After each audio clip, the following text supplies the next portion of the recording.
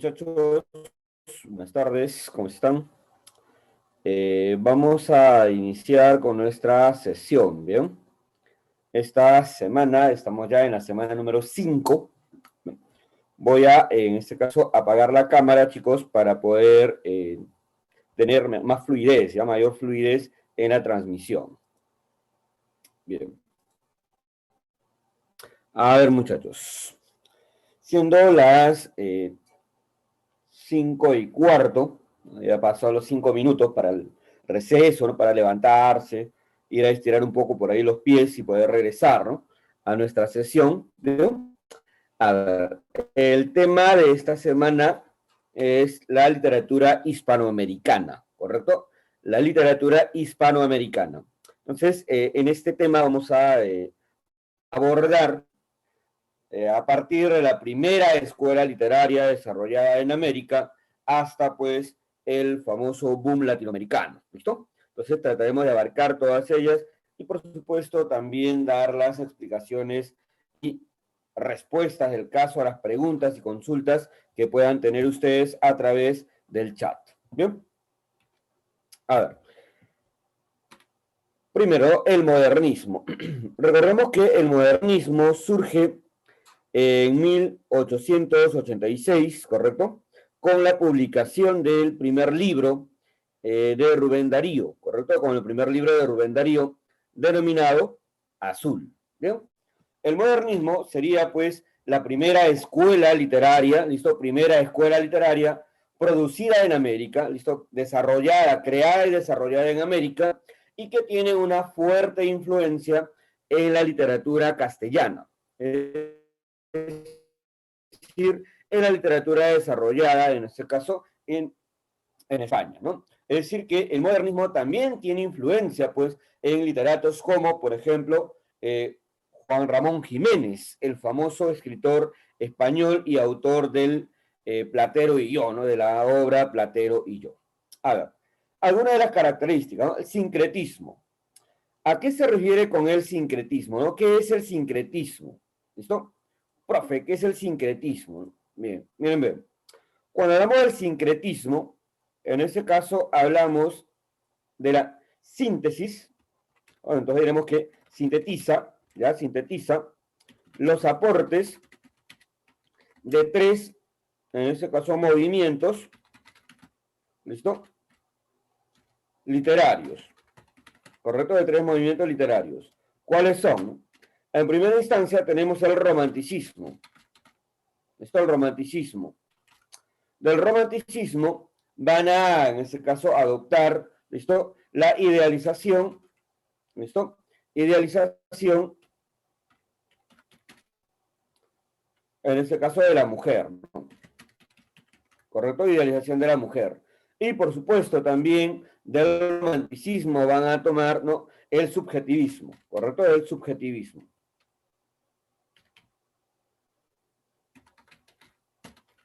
Ya ahí está, ¿bien?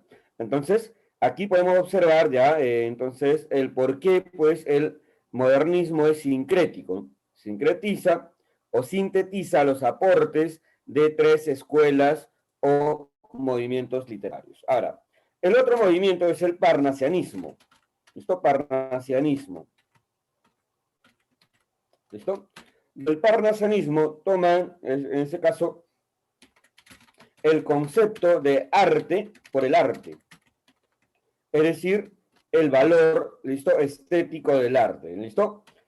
Valoración del arte, ¿correcto? Y también vamos a tener, en ese caso, el simbolismo, ¿correcto? El simbolismo. ¿Qué van a tomar del simbolismo? ¿Qué rasgo, qué característica del simbolismo? Evidentemente será pues el empleo de símbolos, ¿ya? El empleo de símbolos. Asimismo, el exotismo. ¿Listo? Y el exotismo. Ahora bien, ahora, cuando hablamos nosotros aquí en el romanticismo, del subjetivismo, también vamos a observar que no va a tomar un rasgo muy importante que es la evasión de la realidad. ¿Listo? Entonces, ¿por qué el modernismo es sincrético? Porque adopta o sintetiza ¿no?, los aportes de tres movimientos literarios, del romanticismo, el parnasianismo y el simbolismo. ¿Listo? Entonces, el modernismo es el resultado de la combinación de estos tres movimientos poéticos. Recuerda que el parnasianismo y el simbolismo se van a desarrollar en Francia, ¿correcto? Se van a desarrollar en Francia. Por lo tanto, quiere decir que el modernismo tiene una fuerte influencia, ¿listo?, de la poesía francesa. ¿Bien? Ahora, otra característica me dice que es el cosmopolitismo. ¿Qué es el cosmopolitismo, no? En este caso, el cosmopolitismo sería, pues,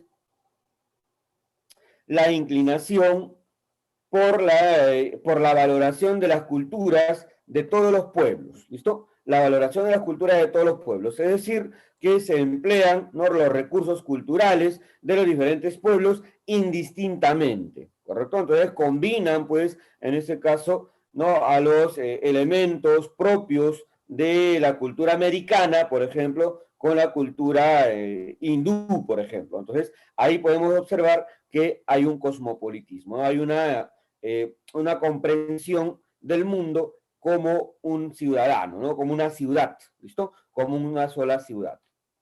El exotismo.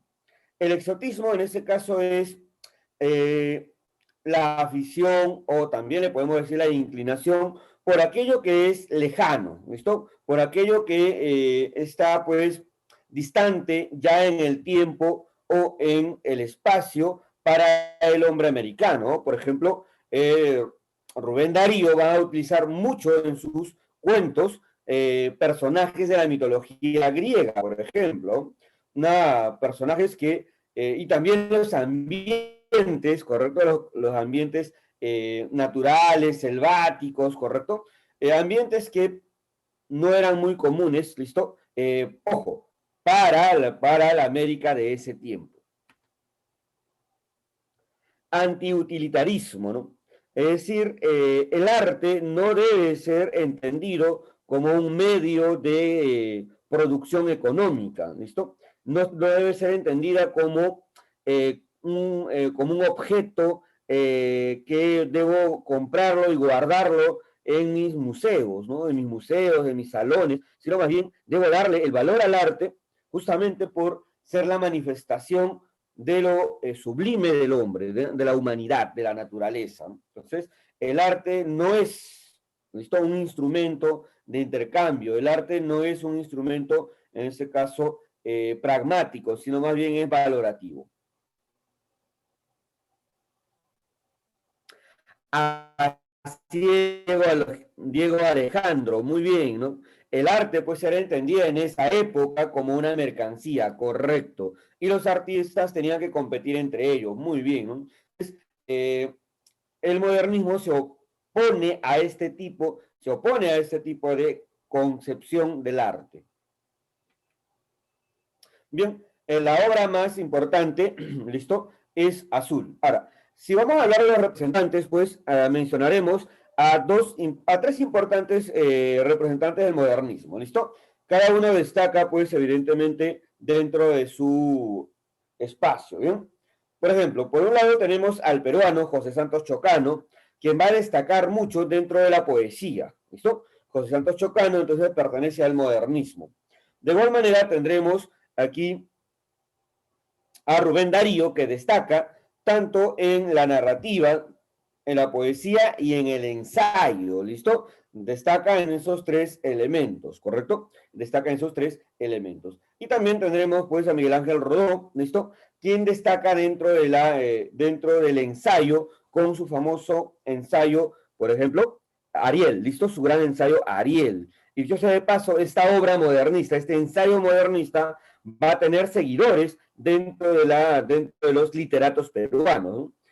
Y ahí se va a formar, por ejemplo, el grupo Ariel, ¿no? El grupo Ariel que va a ser, pues, digamos, de una u otra manera, el contrincante, entre comillas, el contrincante estético del grupo Colonia, ¿no? Ahí vamos a ver a los arielistas. Pero evidentemente esto ya es tema que vamos a verlo en literatura peruana. Bien, a ver, regresamos entonces a lo que sería el modernismo. ¿Bien? A ver, Rubén Darío, el máximo representante del modernismo, publica su obra, en este caso Azul, ¿listo? Con el que da inicio, ¿ya? Con el que da inicio al, a la tradición modernista.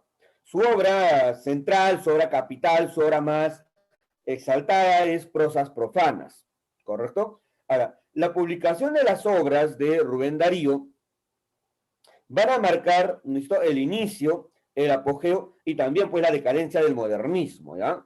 Entonces, por ahí hay que tomar en cuenta ese detalle importante. ¿Bien? Azul está compuesto por un conjunto de cuentos y un conjunto de poemas, ¿listo? Cuentos y poemas. Dentro de los cuentos, por ejemplo, un tema cotidiano es la marginación del artista, ¿ya? La marginación del artista. Por ejemplo, en el sátiro, en este caso, en el sátiro sordo, ¿no? Ahí podemos observar que el sátiro, pues, luego de haber sido castigado por el dios Apolo, regresa a la tierra, ¿no? A la selva donde era su reino, y al escuchar, pues, o mejor dicho, cuando Orfeo llega a tocar su arpa, como el sátiro no podía escuchar ningún sonido, simplemente lo margina, no le da el valor al artista. Entonces, simplemente lo expulsa de la selva, ¿no? Ahí, por ejemplo, tenemos la marginación del artista, ¿bien? A ver. Por otro lado, está la presencia del empleo de los símbolos, ¿no? Los símbolos, por ejemplo, la lira, ¿no? En el caso de Orfeo, también está en este caso, el pájaro azul, ¿no? El pájaro azul que también se utiliza como tal, o también está pues el rey burgués, ¿no? Donde vamos a ver que cada uno de estos tres elementos que acabo de mencionar son elementos netamente simbólicos, ¿listo? Ahora, referencias mitológicas, ¿no? El mismo hecho de hablar de Orfeo, ¿no? Orfeo pues era un músico de la mitología griega que había descendido a los infiernos para poder salvar a su amada Dafne, ¿no? Que había sido secuestrada por Hades, ¿no? Ahí, mira, ahí estamos hablando, mira, un referente mitológico, ¿no? Otro, por ejemplo, tenemos con el mismo centauro que aparece, ¿listo? En prosas profanas, ¿listo? En coloquio del centauro. A ver. Por otro lado, chicos, también tendríamos, ¿no? Por ejemplo, aquí, el artista y su marginación y la premiación de la superficialidad, ¿no? Mira lo que dice, ¿no? Dice, y una noche en que caía de lo alto la lluvia, blanca de puntillas cristalizadas, en el palacio había festín, y se aplaudían hasta la locura los brindis del señor profesor de retórica, y el infeliz cubierto de nieve cerca del estanque, daba vueltas al manubrio para calentarse, tembloroso y aterido, y se quedó muerto pensando en que nacería el sol del día venidero y con él el ideal. ¿Bien? O sea, este extracto que pertenece al rey burgués, nos muestra cómo el artista, que justamente, ¿no? El poeta en este caso, que es un artista, pues, fue colocado, pues, al costado o al lado del lago de los, ¿no? En este caso, del estanque de los cisnes, para tocar un manubrio a cambio de recibir una hogaza de pan y de esa manera alimentarse, ¿no? Alimentarse, vivir. En otras palabras, vivir en este caso de la, no, digamos, de la voluntad ajena, ¿no? ¿Correcto? Vivir pues de los regalos que le podían hacer. Pero ahí, por ejemplo, no se le está valorando por su capacidad de crear poemas, su capacidad de crear arte, ¿no? Ahí podemos ver que están marginando, ¿no? Y el profesor de retórica muestra, ¿no? En este caso, la superficialidad, ¿no? Entonces el profesor de retórica con su hablar bonito, sus palabras rebuscadas y con eso ya encandiló a la gente y todo el mundo le aplaude, ¿no? A veces utiliza esas palabras rimbombantes sin siquiera saber su significado, ¿no? Ahí entonces vemos pues, al artista marginado y la premiación de la superficialidad. Los críticos del arte y los referentes mitológicos. A la elegancia plástica, ¿no? La presencia de la belleza de la pintura, ¿no? Por ejemplo, podemos observar en eh, prosas profanas, ¿no? En prosas profanas, la descripción que se hace del cisne, ¿correcto? O también la presencia de la elegancia plástica en la descripción, ¿no? Del tigre, ¿correcto? Justo vamos a entrar ahí en uno de los poemas, ya, de Azul, ¿bien? A ello se refiere con la elegancia plástica, la presencia, ¿no? De la descripción detallada, como si estuvieses viendo una pintura, ¿listo? A través de las palabras, ¿no? Bien. Los críticos del arte y los referentes mitológicos, ¿no? Señor, dijo la alondra, esforzándose en producir la voz más fuerte que su buche, ¿no? Quiérese quien así ha cantado con nosotros. Ah, la alondra había cantado, pero el sátiro no oía. Por fin dirigió su vista al asno. ¿Faltaba su opinión? Pues bien, ante la selva enorme y sonora, bajo el azul sagrado, el asno movió la cabeza de un lado a otro, silencioso como el sabio que medita. A ver, en el sátiro sordo, evidentemente la crítica que se hace, ¿no? Es a los famosos críticos del arte, ¿no? Aquellos que ven defectos en todos lados y no son capaces de apreciar, por ejemplo, no, por ejemplo, la armonía de las cuerdas en una guitarra o, en este caso, las líneas de un artista que ha pintado un cuadro, etcétera, sino que dicen, mira, eso, ya muy bien, ¿no? Ya qué bien, ¿no? Sin importar, sin siquiera darle el valor estético, ¿no? A ello se refiere con los críticos del arte que están representados con el sátiro sordo, ¿no? El sátiro sordo, o sea, simplemente no le presta atención y da pues un mensaje, ¿no? Da un mensaje, ¿eh? Entonces, ahí tendríamos lo que serían los críticos del arte y los referentes mitológicos. En los poemas, los temas son muy comunes: el amor, la poesía y también, por supuesto, la belleza. ¿Listo? Diversidad métrica. Quiere decir que hay una polimetría. ¿Listo? Polimetría. Se emplean tanto versos de arte menor como los versos de arte mayor. Profe, ¿qué son los versos de arte mayor? Ok, son los versos que eh, están compuestos de 9 a más sílabas métricas, ¿correcto? De 9 a más sílabas métricas. Y los versos de arte menor son aquellos que están integrados hasta, ¿listo? Hasta como máximo las 8 sílabas métricas, ¿bien? Entonces hay diversidad, en este caso, métrica. Virtuosismo verbal. Profe, ¿qué es eso de virtuosismo verbal? Elegancia con las palabras, ¿listo? Emplear las palabras adecuadas en la posición adecuada, ¿listo? Es decir, crear belleza a través de las palabras, como Diego Alejandro nos decía hace un momento, profe, la elegancia plástica, exacto, ¿listo? Ahí vamos a encontrar el virtuosismo verbal. A ver, por aquí, por ejemplo, tenemos, ¿no? Estival, en este caso primaveral, ¿correcto? Que pertenece al poemario que está integrado en azul, ¿listo? Al cual se le llama el año lírico, ¿ya? El año lírico. A ver, dice, mes de rosas, van mis rimas, en ronda la vasta selva, a recoger mi miel y aromas, en las flores entreabiertas, amada, ven, el gran bosque en nuestro templo. Allí ondea y flota un santo perfume de amor. El pájaro vuela de un árbol a otro y saluda tu frente rosada y bella. Oh, amada mía, es el dulce tiempo de la primavera.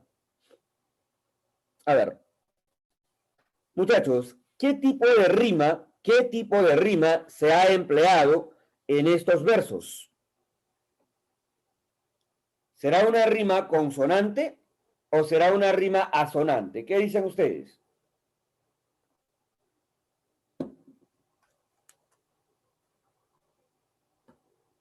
Muy bien, Soledad Tibet, claro. Muy bien, Jorge Antonio, muy bien. ¿Listo? Muy bien, Jair, Jorge Antonio también, correcto. Chicos, entonces, es evidente, ¿listo? Es evidente la presencia de la rima asonante.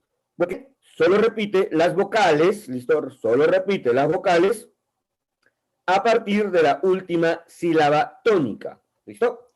Repite vocales a partir de la última sílaba tónica, ¿no? Y ahí lo vemos, ¿no? Selva, abiertas, ea, ¿no? Ondea, ¿listo? Vuela, bella, primavera. Ahí tú puedes observar que se repite la E y la A, correcto, consonantes. ¿Listo? A ver.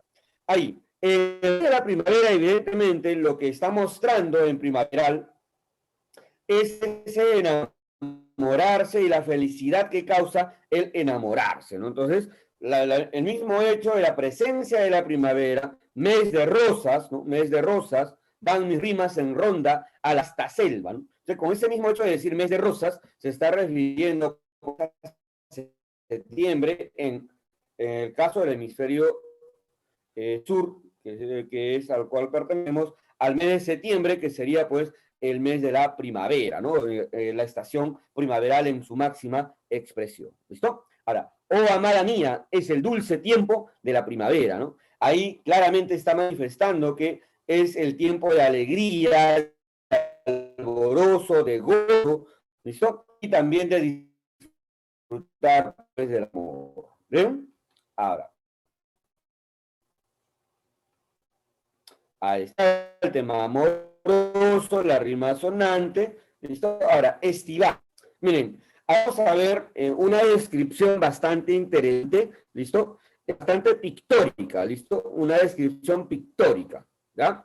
Es decir, ¿no? En este caso, algo, ¿listo? La fiera virgen ama, es el mes del ardor, parece el suelo rescoldo, y en el cielo el sol inmensa llama, por el ramaje oscuro salta huyendo el canguro, y boa se infla, duermes.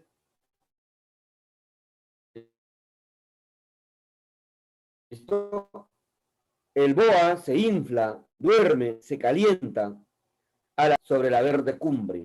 Ahí, por ejemplo, estamos hablando pues, del mes, ¿no? El mes del verano, claramente nos dice ahí, ¿no? El tórrido lumbre, ¿no? Está hablando evidentemente del sol, ¿no? Los rayos del sol que están alumbrando, ¿no? Y ahí nos está creando, por ejemplo, un paisaje donde podemos observar animales que están saltando, animales que están reposando, ¿correcto? Y también, pues, la luz del sol que está alumbrando el bello paisaje que nos está describiendo. ¿Listo? A ver. La diversidad métrica o polimetría, ¿no? Por ejemplo, la primera es más corta que la segunda, y así pues, ¿no? Evidentemente encontramos el exotismo, puesto que no está dando la descripción de un ambiente que no lo podemos encontrar, pues ¿no? En este caso, al salir de la puerta, ¿no? Salimos en las urbes, en las grandes ciudades o selvas de cemento, como en el caso de Lima, ¿no? Escribe, es un lugar, pues, exótico, llamativo, yo sea de paso, ¿no? Entonces, ahí tendríamos, correcto, primaveral y estival, dos poemas que pertenecen al año lírico, ¿listo? Año lírico, que es, pues, el poemario de Azul, ¿correcto? Recuerda que Azul está dividido en dos partes. La primera parte, donde están los cuentos, y la segunda parte, llamada año lírico, donde se encuentran los poemas. La poesía vanguardista, historia vanguardista. Recordemos que el vanguardismo, tanto en Europa como en América, se va a desarrollar casi a la par, ¿listo? Casi a la par, con unos cuantos años de diferencia, ¿listo? Ahora, el vanguardismo hispanoamericano va a adoptar, ¿listo? Va a adoptar o va a tomar como propio los aportes, ¿listo? Los aportes y las técnicas del vanguardismo europeo desarrollado, ¿correcto? Sin ningún problema. ¿Bien? A ver. Vemos por aquí, por ejemplo, ¿no? La influencia europea, lo que te acabo de mencionar, innovación, tanto en la forma, ¿listo? En la forma como en el fondo. Es decir, innovación tanto en la técnica, ¿listo? La técnica como en los temas, ¿listo? Innovación, tanto en la técnica como en los temas. Ahí vamos a tener, ¿correcto? Ahí pues el mismo lenguaje se va a innovar, ¿no? Como lo observaremos en los versos de César Vallejo en Trilce, ¿no? Vamos a encontrar ahí una innovación. Recuerda que César Vallejo pertenece al vanguardismo. Ahora bien, tono de denuncia. En la poesía vanguardista hispanoamericana, el tema principal, ¿no?, es, en este caso, los temas sociales, ¿listo? La denuncia social. Se desarrolla, por lo tanto, una poesía social. Se denuncia la explotación, se denuncia la discriminación, se denuncia la injusticia social que se comete, ¿bien? Rescate de lo americano. Evidentemente, el máximo representante, por ejemplo, que sería pues Pablo Neruda, en su obra, ¿no? Rescata, por ejemplo, las ruinas la ruina de Machu Picchu, ¿no? La ruina de Machu Picchu, en el poema titulado Alturas de Machu Picchu, justamente. ¿Listo? Ahí está bien. Ahí entonces encontramos el rescate de lo americano. O sea, en otras palabras, ¿no? Para dejar claro qué es el rescate de lo americano. Se refiere al hecho de revalorar la cultura americana y, por supuesto, a su gente, a su paisaje. ¿Listo? Con ello se da el rescate de lo americano. El máximo representante, ¿listo? El máximo representante sería, pues, Pablo Neruda, ¿listo? Pablo Neruda con 20 poemas de amor y una canción desesperada. Pero no es el único representante, ¿no? Tenemos otros representantes, ¿no? Por ejemplo, tenemos a Vicente Huidobro, ¿listo? Con su obra Altazor, ¿listo? Y desarrolla el creacionismo. Tenemos a Nicanor Parra, por ejemplo, con antipoemas, ¿no? Que desarrolla, pues, justamente, como el título de su obra lo menciona, la poesía que va en contra de la estética, en este caso, de la poesía tradicional. ¿Listo? A ver. Asimismo, jóvenes, podemos mencionar, pues, aquí a Nicolás Guillén. ¿Listo? Nicolás Guillén, Songo Songo, ¿listo? Que es uno de sus poemarios o motivos de son. Nicolás Guillén rescata, ¿listo? Nicolás Guillén rescata lo afroamericano, es decir, inserta las tradiciones afroamericanas a la poesía. A esto se le llamó negrismo, ¿listo? Negrismo. También está Jorge Luis Borges, quien va a desarrollar el ultraísmo, ¿listo? Esto es en la poesía, ¿listo? En la poesía. Bien. Vamos a hablar entonces básicamente de 20 poemas de amor y una canción desesperada.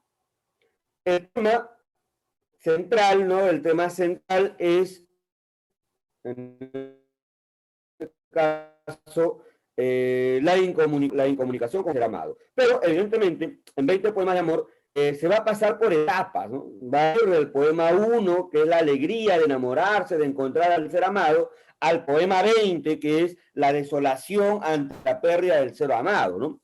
Toda una evolución en este caso, de la manifestación del yo poético. Tono elegiaco.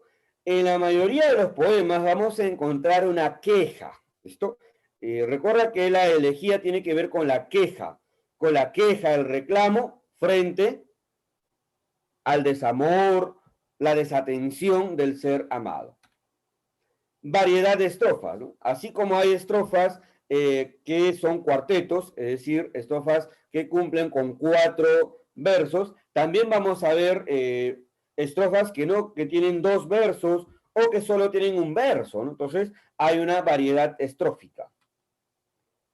empleo el versolibrismo, así como se emplea en el poema número 1, el poema número 5, ¿no? Se emplea lo que es, o el poema número 3, se emplea el verso alejandrino, en el poema número 20, en el poema número 15, etcétera, se van a utilizar otro tipo de versos, ¿listo? Es decir, versos con otro tipo de medida, ¿ya? Entonces, el versolibrismo recuerda que es la ruptura, ¿ya? La ruptura de la rima y la versificación, ¿correcto? De la rima y la versificación. A ver, en el poema número 1, ¿no?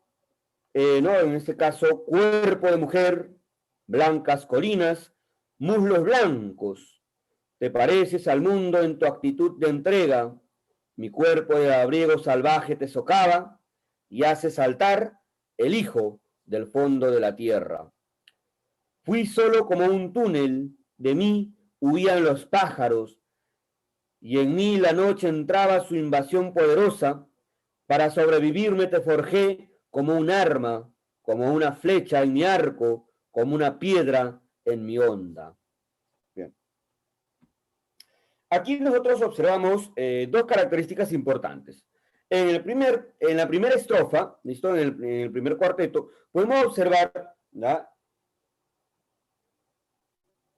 que la mujer está siendo comparada, el cuerpo de la mujer está siendo comparado con la naturaleza. Esto está siendo comparado con la naturaleza, ¿correcto? Por lo tanto, hay una identidad, ¿correcto? Hay una identidad, hay un símil, ¿listo? ¿Correcto? En esa comparación. Bien, ahora, ¿qué más? También observamos que hay una descripción erótica del cuerpo de la mujer. Y en la segunda estrofa que acabamos de leer, ¿listo? En la segunda estrofa, observamos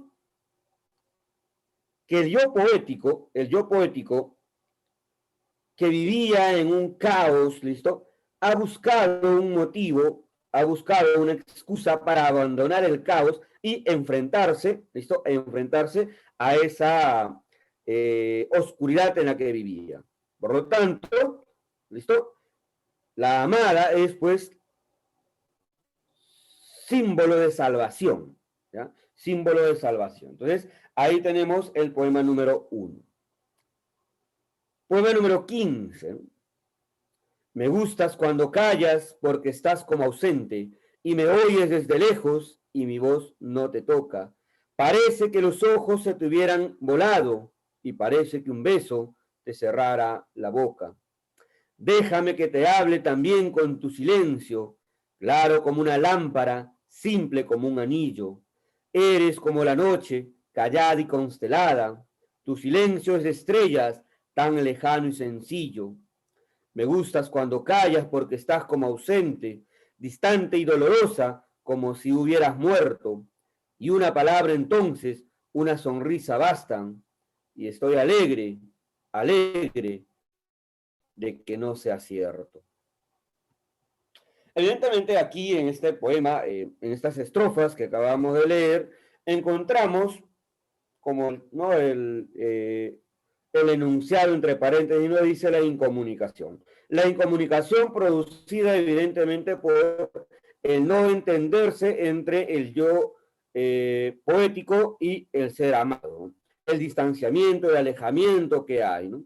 Pero también nos dice que ese distanciamiento, ese alejamiento se rompe, ¿no?, y se vuelve a tener la comunicación. Por eso dicen, una palabra entonces, una sonrisa bastan, y estoy alegre de que no sea cierto. Entonces, ahí nos dice que, si bien es cierto que hay incomunicación con, ¿no?, con el ser amado, al final se vuelve a restablecer la comunicación, ¿no? Se vuelve a tener la esperanza de seguir juntos con el ser amado.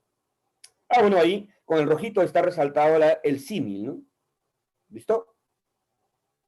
Y ahí tenemos la cuadernavía, ¿no? La cuadernavía, el empleo de los versos de 4, ¿no?, las estrofas de 4 versos, ¿listo? El empleo de las estrofas de 4 versos. El poema 20, ¿no? Un poema bastante elegiaco, porque es una queja, ¿no? Y también, pues, bastante sentido, ¿no?, puesto que muestra su desesperación ante la pérdida del ser amado y también su deseo de volver a tenerla, ¿no? Puedo escribir los versos más tristes esta noche. Escribir, por ejemplo, la noche está estrellada y tiritan azules los astros a lo lejos. El viento de la noche gira en el cielo y canta. De otro, será de otro, como antes de mis besos, su voz, su cuerpo claro, sus ojos infinitos. Ya no la quiero, es cierto, pero tal vez la quiero. Es tan corto el amor y es tan largo el olvido. Aunque este sea el último dolor que ella me cause y estos sean los últimos versos que yo le escribo. Evidentemente no hemos colocado todos los versos del poema, pero hemos colocado los más resaltantes, ¿no? En esa primera parte no, nos manifiesta que se encuentra solo y además está triste, y nos muestra cómo, ¿no? En este caso, su tristeza es como la noche que está abandonada, pero hay estrellas a su alrededor, ¿no? Entonces me siento solo en medio de la gente, ¿no? Eso es lo que nos trata de mostrar, ¿no? Y la ausencia, pues la ausencia del ser amado es como cuando el viento gira en el cielo, ¿no? Ahí abandonado, en la soledad, en la tristeza. Pero hay una aceptación de que el ser amado ya no está con nosotros, ¿no? Hay una aceptación de la realidad, ¿no? Pues será de otro, ¿no? Será de otro. Entonces, pero también dice como antes, o sea, quiere decir que antes de ser ahí, el ser amado, antes de estar con él, también ya estuvo, pues, ¿no? Con otro, ¿no? Ahí podemos observar también esa aceptación de la realidad. Y luego vemos las oposiciones o antítesis, ¿no? Ya no la quiero, pero tal vez la quiero. Ahí hay una oposición, ideas opuestas, o ahí digamos que hay pues antítesis, ¿listo? En esos versos. Bien. Y la canción desesperada, ¿no? La canción desesperada, ¿no? ¿No? Como puedes ver, como te había mencionado, hay un círculo que se desarrolla, ¿no? Desde el poema número 1, donde hay pues la emoción, la emotividad de encontrar al ser amado. En el poema número 15 ahí encontramos la ruptura, el alejamiento. En el poema número 20 ya vemos que ¿no? Está la nostalgia por el pasado. Y en el poema número 21, que se titula La canción desesperada, pues el yo poético acepta su realidad, pero también acepta iniciar de nuevo su vida. Era la sed y el hambre, y tú fuiste la fruta. Era el duelo y las ruinas, y tú fuiste el milagro. Oh, la cópula loca de esperanzas y esfuerzos en que nos anudábamos y nos desesperábamos. Abandonado como los muelles en el alba, solo la sombra trémula se retuerce en mis manos. Más allá de todo, más allá de todo, es la hora de partir o abandonado. Entonces, ahí claramente se observa, ¿no? Lo que te estoy mencionando, ¿ven? El aceptar la realidad, el aceptar que el ser amado ya no está con nosotros y el aceptar también la necesidad de emprender un nuevo camino, de continuar, ¿listo? El rumbo, ¿bien? Entonces ahí tendríamos lo que sería 20 poemas de amor y una canción desesperada, ¿bien? Ahora.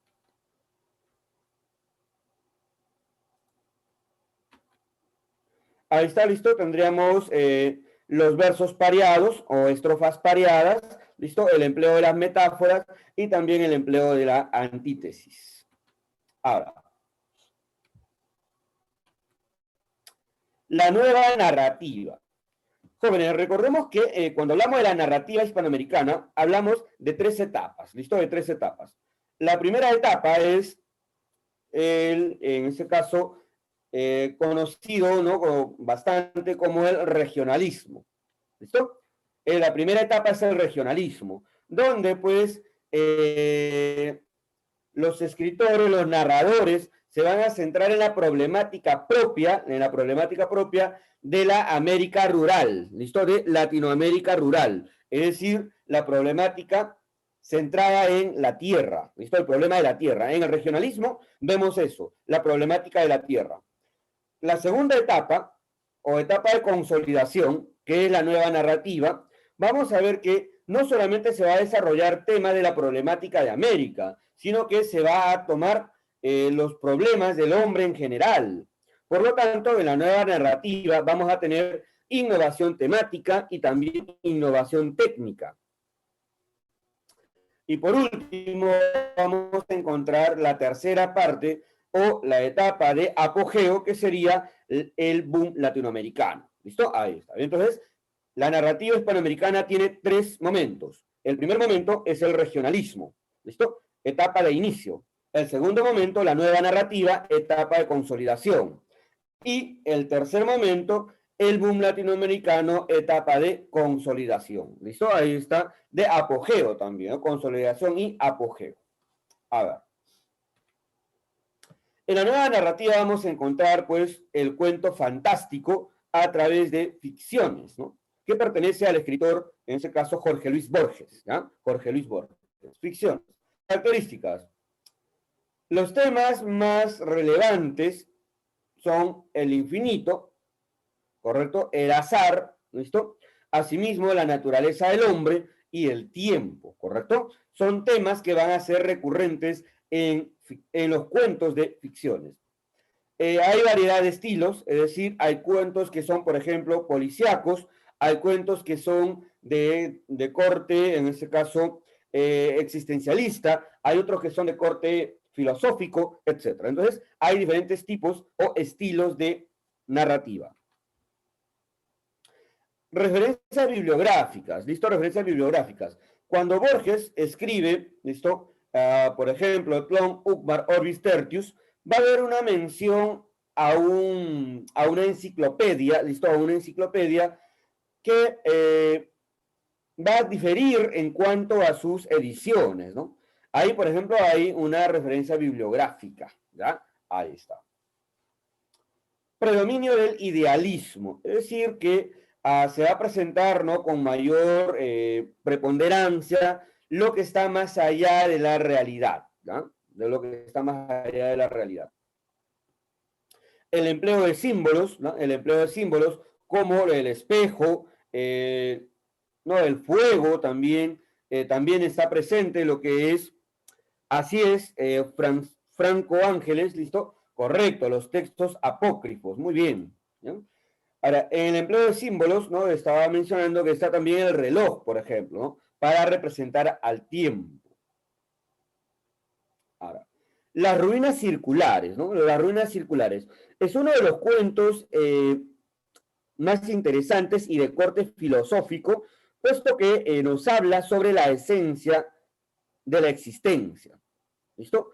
Y muestra si la existencia es real o es ficticio, ¿no? ¿Correcto? Dice, ¿no? En un alba sin pájaros, el mago vio cernirse contra los muros del incendio concéntrico. Por un instante pensó refugiarse en las aguas, pero luego comprendió que la muerte venía a coronar su vejez y a absolverlo de sus trabajos. Caminó contra los jirones de fuego. Estos no mordieron su carne. Estos lo acariciaron y lo inundaron, sin calor y sin combustión. Con alivio, con humillación, con terror comprendió que él también era una apariencia, que otro estaba soñándolo. Ahí, por ejemplo, ¿no? La irrealidad de la existencia, ¿no? Ahí el tema es específico, ¿listo? Ahora, Funes el Memorioso, un cuento que nos habla sobre el tiempo, ¿no? Dice, nosotros, de un vistazo, percibimos 3 copas en una mesa. Funes, todos los vástagos y racimos y frutos que comprenden una parra. Sabía las formas de las nubes astrales del amanecer del 30 de abril de 1882 y podía compararlas en el recuerdo con las vetas de un libro en pasta española que solo había mirado una vez y con las líneas de la espuma de un remo levantó en el Río Negro, la víspera de la acción del quebracho. Esos recuerdos no eran simples, cada imagen visual estaba ligado a sensaciones musculares, térmicas, etc. Podía construir todos los sueños, todos los entresueños. Ahí, por ejemplo, nos habla de la existencia de un ser que es capaz de recordar todo, absolutamente todo, con tan solo haber visto una vez, con haberlo visto una vez, ¿no? Entonces, nos habla pues de un hombre prodigioso, de una memoria prodigiosa, ¿bien? En la novela de la nueva narrativa destaca El reino de este mundo, del escritor cubano, ¿listo? Alejo Carpentier, ¿listo? El tema es la búsqueda constante de la libertad, ¿ya? El tema es la búsqueda constante de la libertad. Se da el empleo de lo real maravilloso. Recuerda que lo real maravilloso es, ¿no?, la presencia de elementos culturales, ¿no?, dentro de la narración, ¿listo? Verosímil. Estructura cíclica. El hecho de retornar, ¿ya? La estructura cíclica se refiere al hecho de retornar constantemente al estado inicial. En la novela, por ejemplo, Tino, el personaje vertebral de la historia, nace, o mejor dicho, aparece como esclavo y a lo largo de la historia siempre regresa a la condición de esclavo hasta el final. ¿Listo? Referencias históricas a los personajes históricos como Henry Christopher o también el hecho del empleo de Macandal, que son pues dos personajes históricos que existieron y lucharon pues por la independencia, ¿listo?, de Haití. Estructura episódica. Quiere decir que está escrito en episodios, pero aislados, ¿no? Sin un vínculo temporal entre ellos, ¿correcto? Por ahí se puede decir entonces que se rompe con el orden cronológico. Ojo, se rompe con el orden cronológico, pero solo porque las historias no tienen conexión entre sí, ¿ya? No tienen conexión entre sí. Lo real maravilloso, dice, ¿no? Con ala un día, con agallas al otro, galopando o reptando, se había adueñado del curso de los ríos subterráneos, de las cavernas de la costa, de las capas de los árboles, y reinaba ya sobre la isla entera. Ahora sus poderes eran ilimitados. Lo mismo podía cubrir una yegua que descansar en el fresco del aljibe, posarse en las ramas ligeras de un aromo o colarse por el ojo de una cerradura. Los perros no le ladraban, mudaba de sombra según le conveniera. Por obra suya, una negra parió un niño con cara de jabalí. Ahí, por ejemplo, vemos pues la metamorfosis, ¿no? La presencia de la metamorfosis dentro, ¿no?, de la historia, ¿listo? Dentro de la historia. Búsqueda de la grandeza como fin de la vida. La grandeza del hombre está precisamente en querer mejorar lo que es imponerse tareas. En el reino de los cielos no hay grandeza que conquistar, puesto que allá todo es jerarquía establecida, incógnita despejada, existir sin término, imposibilidad de sacrificio, reposo y deleite. Por ello, agobiado de penas y de tareas, hemos, hermoso, dice, hermoso dentro de su miseria, capaz de amar en medio de las plagas, el hombre solo puede hallar su grandeza, su máxima medida en el reino de este mundo. Entonces, las líneas finales para señalar que el hombre no debe vivir pues esperanzado en que cuando llegue al cielo va a ser exaltado por Dios, ¿no? Sino más bien su grandeza está aquí, con sus obras, con su quehacer cotidiano. Y para terminar, muchachos, y para terminar, el boom latinoamericano. ¿Listo? El boom latinoamericano. Influencia europea y americana, ¿no? Influencia tanto de los narradores como James Joyce, ¿no? También, pues ahí estará Kafka, ¿correcto? Entre otros, y también de escritores norteamericanos como el caso de William Faulkner, ¿listo? William Faulkner, o también John Dos Passos, o el mismísimo Ernest Hemingway. Búsqueda del lector activo. Que el lector forme parte, listo, forme parte de la narración de la historia. Es decir, que el lector vaya descubriendo, listo, los diferentes datos que va soltando el autor para construir la historia. ¿Listo? Entonces, el lector es activo en la obra, en este caso, en la lectura, de paso, valga la redundancia, ¿ya? de las obras. Empleo del realismo mágico, ¿no? La presencia de eventos fantásticos dentro de la realidad cotidiana. Transculturación narrativa, ¿no? En este caso, nos está hablando de la presencia de una diversidad de libros, listo, de libros, de obras, de referencias culturales en la narración, listo, de la narración. Dentro de ese mismo ámbito encontramos 100 años de soledad. A ver, ¿qué es 100 años de soledad? La máxima expresión de la novelística del boom latinoamericano, perteneciente a Gabriel García Márquez, ¿listo? A ver, el tema evidentemente es la soledad de la familia Buendía, ¿listo? De la familia Buendía. Asimismo, ¿no? La vida, pues, en este caso, desaforada que llevan. Mantiene una narración cíclica, una narración cíclica. En este caso, la narración cíclica es el empleo de los nombres reiterativos y repetitivos, pero no solamente los nombres, sino también las características, ¿listo? Por lo tanto, como diría Úrsula Iguarán, un Arcadio es reconocible, ¿listo? Y diferenciable de un, en ese caso,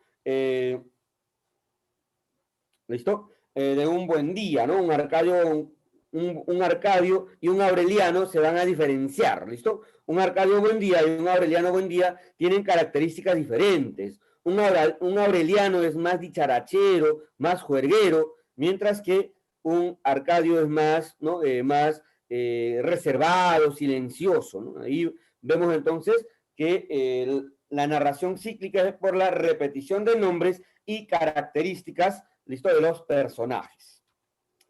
Hiperbolización, exageración de la realidad, ¿listo? Exageración de la realidad. Dice, por ejemplo, que Aureliano Buendía, ¿no? Era tan fuerte que con un golpe, ¿no? Con un puñetazo, derribaba un toro, ¿no? Ahí, por ejemplo, hay una hiperbolización. O también, ¿no? La presencia del primogénito que regresa luego de haber dado 80 vueltas al mundo. Ahí vemos por ahí entonces, ¿listo? La hiperbolización. Referencias bíblicas, ¿no? La estructura que tiene 100 años de soledad es una estructura bíblica.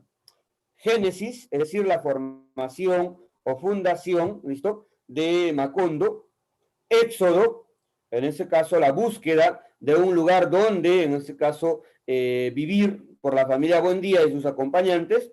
Y luego tenemos el Apocalipsis, ¿listo? El Apocalipsis, ¿no? Que sería, pues, el hecho de eliminar Macondo de la faz de la tierra. Creación de Macondo y referencias al Génesis. Muchos años después, frente al pelotón de fusilamiento, el coronel Aureliano Buendía había de recordar aquella tarde remota en que su padre lo llevó a conocer el hielo. Macondo era entonces una aldea de 20 casas de barro y caña brava, construidas a la orilla de un río de aguas diáfanas que se precipitaban por un lecho de piedras pulidas, blancas y enormes como huevos prehistóricos. El mundo era tan reciente que muchas casas carecían de nombre y para mencionarlas había que señalarlas con el dedo, ¿no? Ahí, por ejemplo, nos está hablando del origen de Macondo, ¿no? De cómo Macondo se originó y dónde se originó. ¿Sí? Tenemos también ahí, pues, la alteración del orden cronológico, ¿no? Evidentemente, vemos desorden en la narración. Empieza con el coronel Aureliano Buendía en el pelotón de fusilamiento, pero esto ha pasado muchos años después de la formación de Macondo, ¿no? Casi al final nos está diciendo que Macondo se había formado. Entonces, cronológicamente hay un desorden. Realismo mágico y el temor al incesto. Tenían el temor de que aquellos saludables cabos de dos razas secularmente entrecruzadas pasaran por la vergüenza de engendrar iguanas.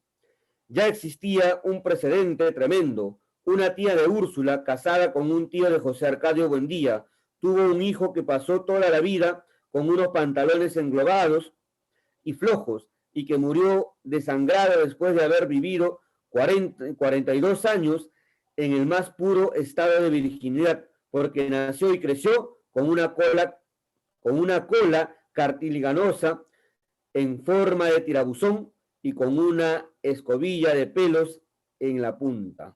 Es decir, nos está diciendo pues que había el antecedente del nacimiento de un niño, listo, con cola en este caso, no necesariamente de chancho, pero sí con una cola pues que podría ser cualquier animal, puesto que dice que había una escobilla en la punta, ¿no? Ahí, ¿bien? Hiperbolización. Llegaba un hombre descomunal, sus espaldas cuadradas apenas si cabían por las puertas. Tenía el cuero curtido por la sal de la intemperie, el pelo corto y parado como las crines de un mulo, las mandíbulas férreas y mirada triste. Tenía un cinturón 2 veces más grueso que la cincha de un caballo, botas con polainas y espuelas y con los tacones herrados, como si fuese un caballo, ¿no? Imagínate. Y su presencia daba la impresión trepidadora de un sacudimiento sísmico, ¿no? Es decir, que al ver al primogénito, todo el mundo temblaba, ¿no? Puesto que era gigante, ¿no? Básicamente lo que nos dice es eso, ¿no? Que es un gigante, ¿bien? Maldición familiar y referencias al Apocalipsis. Antes de llegar al verso final, ya había comprendido que no saldría jamás de ese cuarto, pues estaba previsto que la ciudad de los espejos o los espejismos, o sea, Macondo, sería arrasado por el viento y desterrado de la memoria de los hombres en el instante en que Aureliano Babilonia acabaría de descifrar los pergaminos y que todo lo escrito en ellos era irrepetible desde siempre y para siempre, porque las estirpes condenadas a 100 años de soledad no tenían una segunda oportunidad sobre la tierra. Entonces, ahí estamos viendo pues ya la parte final de la narración, ¿no? En este caso de 100 años de soledad. ¿Bien? Chicos, ahora vamos a pasar a la siguiente parte que sería la evaluación. ¿Listo? La evaluación. Pregunta número 1, a ver, dice, ¿no? En el modernismo, el poeta rehuye, dice, el poeta rehuye, es decir, escapa de la realidad, ¿ya? En la cual se considera incomprendido y busca la belleza en mundos alejados, ya sea en el tiempo o en el espacio. La descripción anterior corresponde a la característica llamado muy bien. Ah, muy bien, Sofía, muy bien, te corregiste ahí. Ajá, listo. Ahí, evidentemente, muchachos, nos estamos haciendo referencia al exotismo. Ahí no hay vuelta que darle, ¿no? Justo cuando hacía la exposición les decía claramente, ¿no? Cuando hablamos del exotismo es cuando se apela o se rehuye, ¿no? Se evade la realidad para ir a lugares distantes. Ya, ahí está el exotismo. ¿Listo? Pregunta número 2. Establezca, dice, en relación a la obra azul, la secuencia correcta de verdad o falsedad. A ver, veamos, dice. En el apartado El año lírico hay 4 poemas que aluden a las estaciones. Efectivamente, ¿no? Esa es verdadera. A ver, ¿qué más dice? Utiliza el soneto para homenajear a algunos poetas franceses. Recuerda que evidentemente les mencioné, ¿no? Hay influencia de la poesía francesa, una marcada influencia. Surrealismo, ¿no? En este caso estamos hablando del parnasianismo, el simbolismo y también de los poetas, en este caso, del romanticismo. Por lo tanto, hay una influencia bastante fuerte. Es más, ¿no? Hay un homenaje a Víctor Hugo, por lo tanto sería verdadero, ¿ya? Medallones, ¿no? En este caso, dedicados a Leconte de Lisle y Catulle Méndez, poetas del parnasianismo francés. En el cuento El sátiro sordo plantea el tema del artista marginado, verdadero, ¿no? Ahí no hay vuelta que darle. Creo que ya con eso la clave salió solita, ¿no? La clave efectivamente sería la A. ¿Listo? Ahí está, ¿bien? Ahí está, la clave sale la A. No hay vuelta que darle ahí. ¿Listo? Entonces, vamos a la pregunta número 3. Cuerpo de mujer, blancas colinas, muslos blancos, te pareces al mundo en tu actitud de entrega, mi cuerpo de labriego salvaje te socava y hace saltar el hijo del fondo de la tierra. Con respecto a los versos citados del poema 1 del libro 20 poemas de amor y una canción desesperada, seleccione los enunciados correctos. Veamos, dice: utiliza versos de arte mayor como el alejandrino. Verdadero, eso no hay falta que darle ya. Ese es verdadero. A ver. Predomina el uso de la metáfora y la antítesis. Cuerpo de mujer, blancas colinas, muslos blancos, te pareces al mundo en tu actitud de entrega, mi cuerpo de labriego salvaje. A ver, ahí sí hay metáfora, pero no hay, en este caso, ¿listo? No hay antítesis, ¿listo? Hay metáfora, pero no hay antítesis. Bien.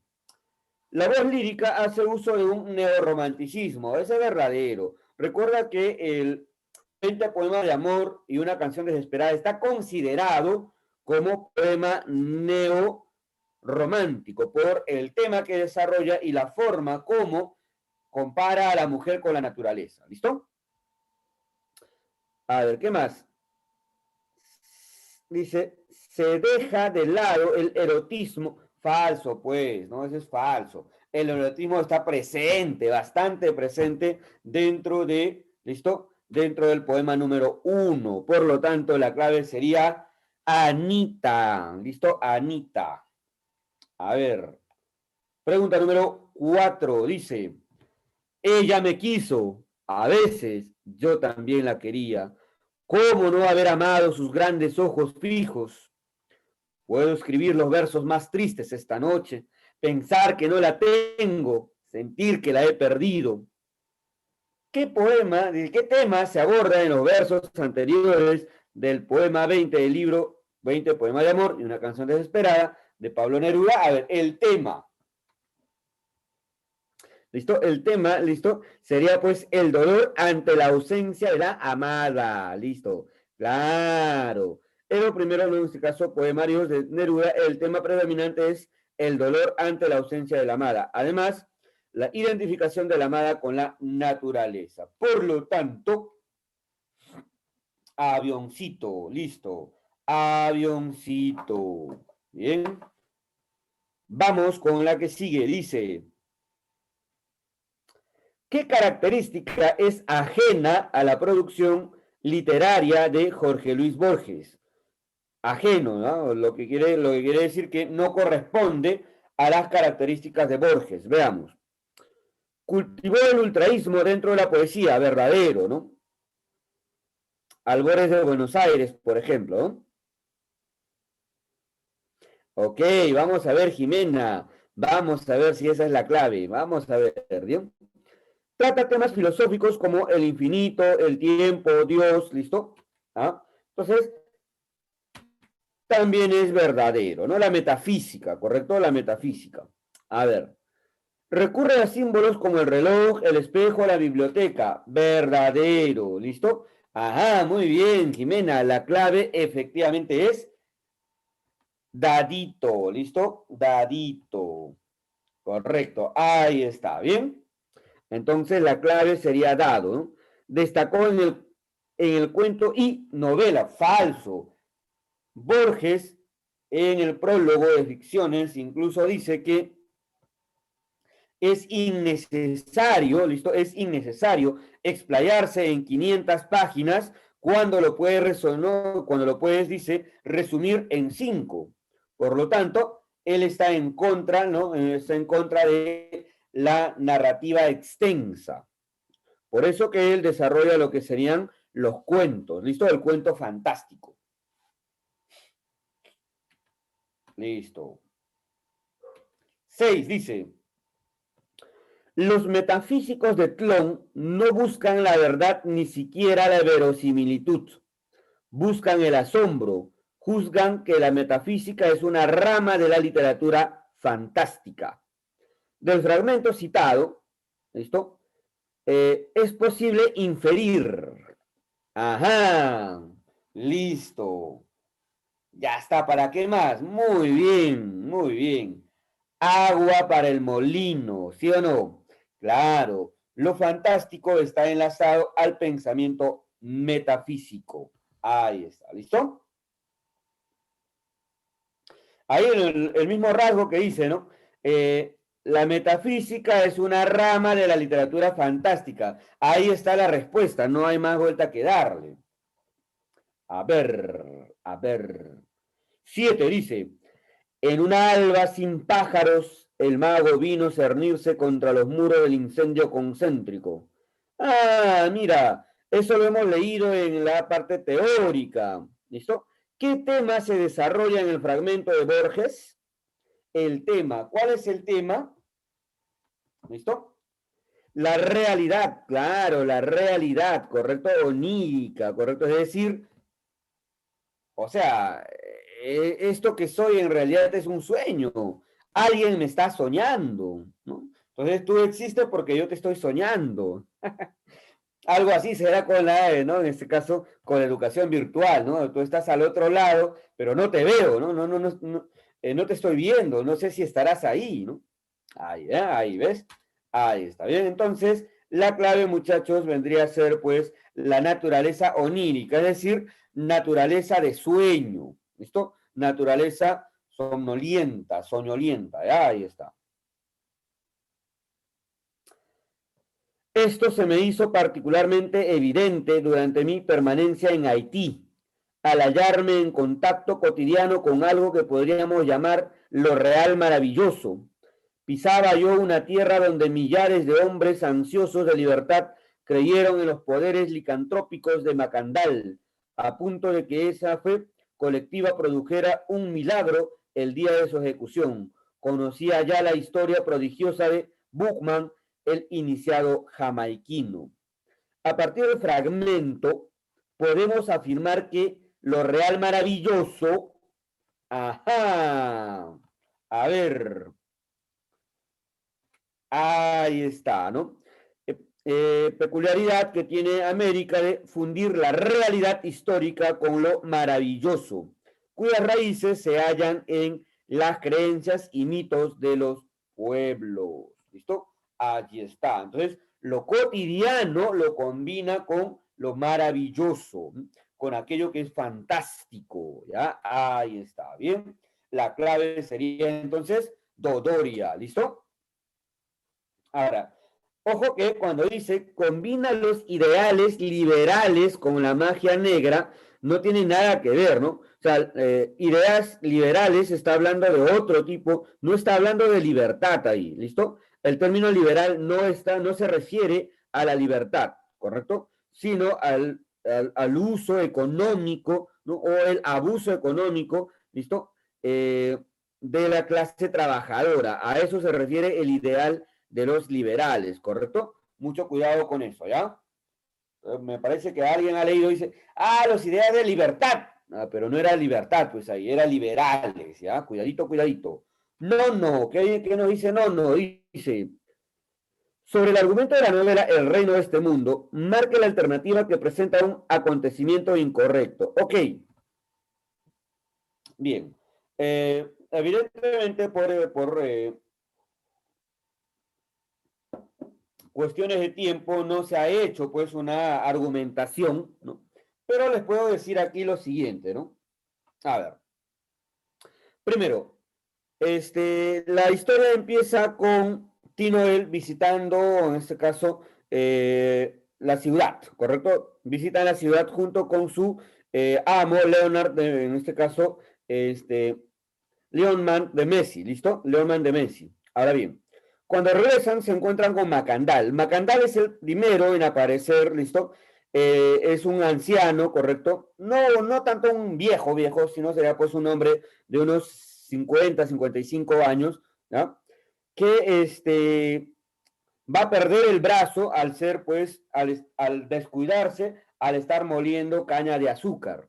Y es ahí donde Lenormand de Messi le va a cortar el brazo de un machetazo, ¿listo? Entonces, Lenormand de Messi le amputa un brazo a Macandal, verdadero, ¿listo?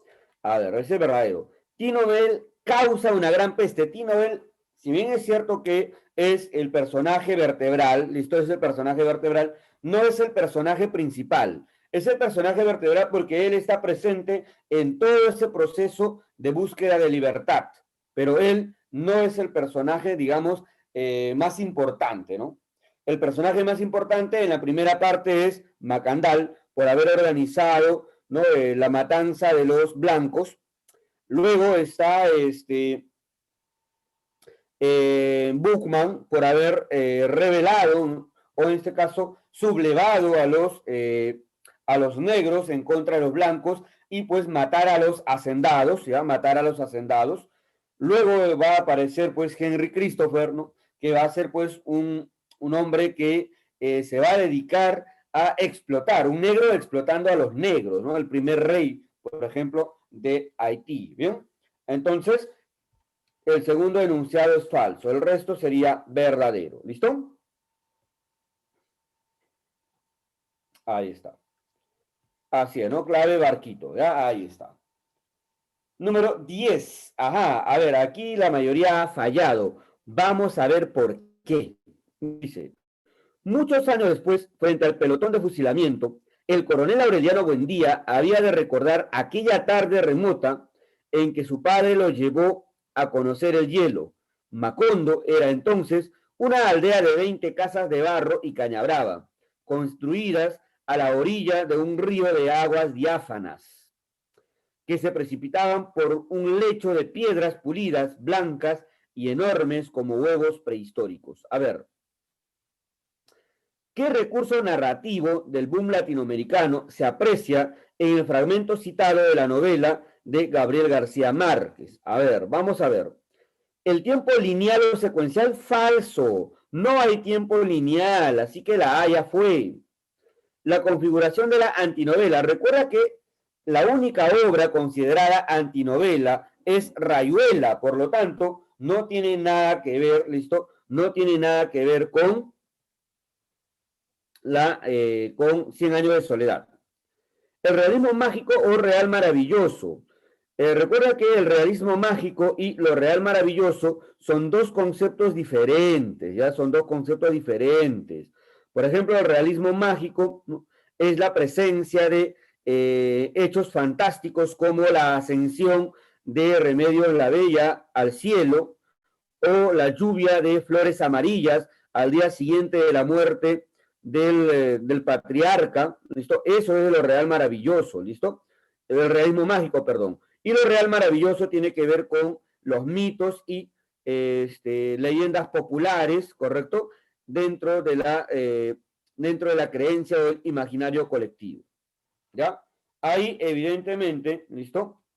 La clave sería, pues, la D, ¿ya? Muy bien, la clave sería la D.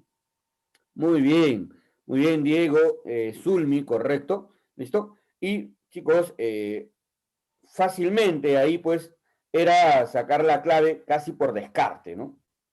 11. Veamos, un textazo, dice. Entonces entraron al cuarto de José Arcadio Buendía.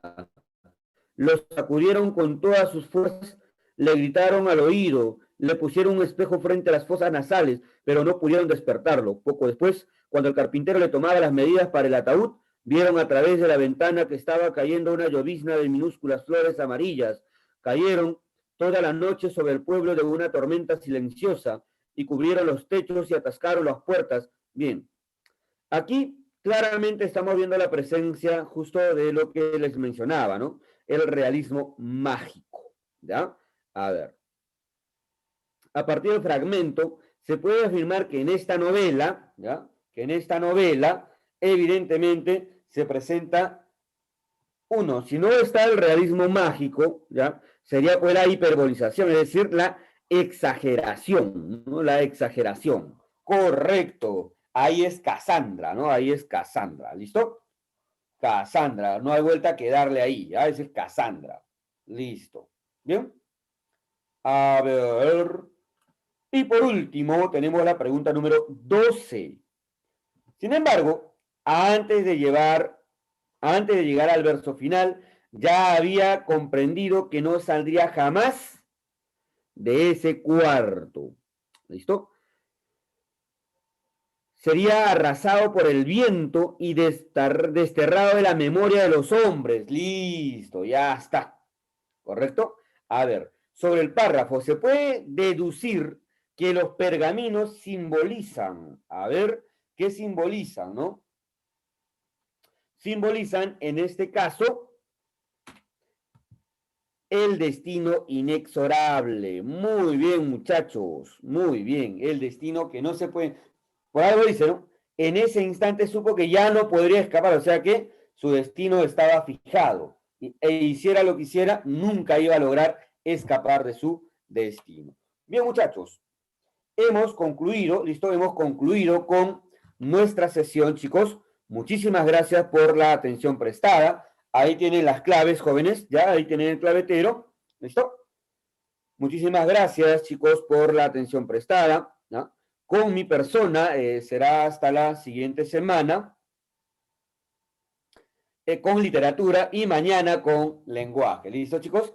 Cuídense, cuídense, por favor, no salgan y si van a salir la mascarilla, utilicen la mascarilla, tapen la nariz, ¿ya? Tapen la nariz, es importante, ¿ya? La mascarilla debe cubrir hasta la nariz, chicos, ¿ya? En lo posible, no salgan, pero si van a salir por necesidad, ¿listo? Por favor, usen sus mascarillas. Muchas gracias, jóvenes. Cuídense, nos estamos viendo el día de mañana. Hasta luego, Cordy.